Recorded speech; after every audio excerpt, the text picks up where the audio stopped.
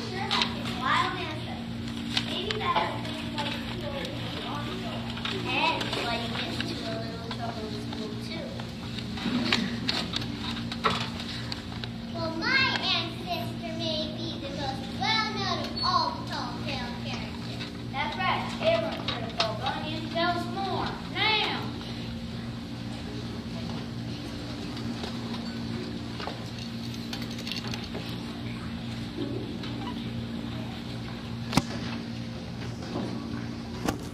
When Paul Bunyan was a baby, he weighed a whopping 156 pounds.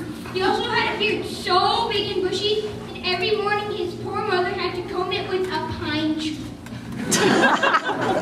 When he was only 2 weeks old, he ate 5 dozen eggs, 10 sacks of potatoes, and half a barrel of mush made from a whole sack of cornmeal just for breakfast.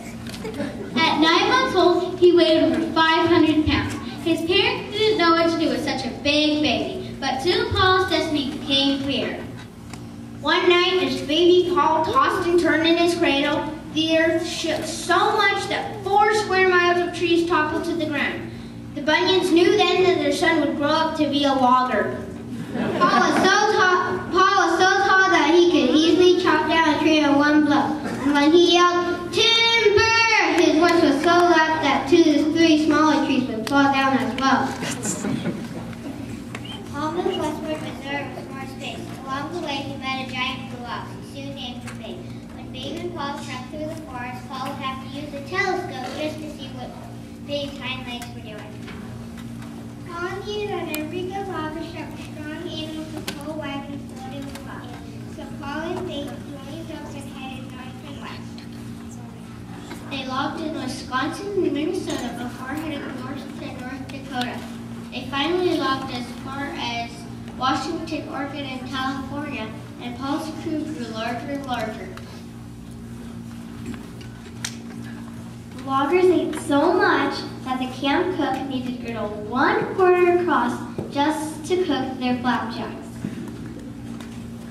To get the grill greased up, he hired 17 boys to skate on it with slabs of bacon strapped to their feet like ice skates. They heated it by lighting a forest fire underneath of it.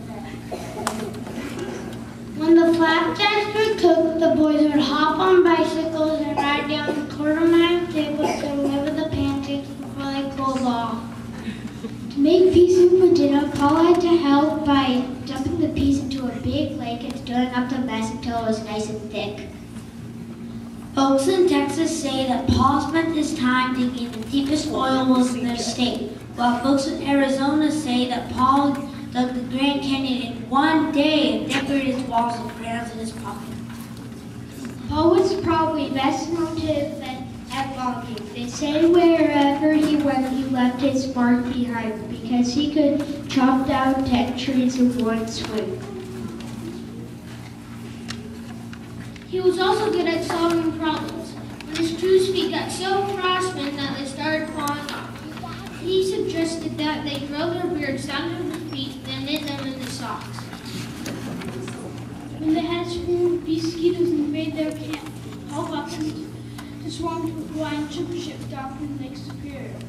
And when they got too fat to move, he shipped them to a circus in Florida.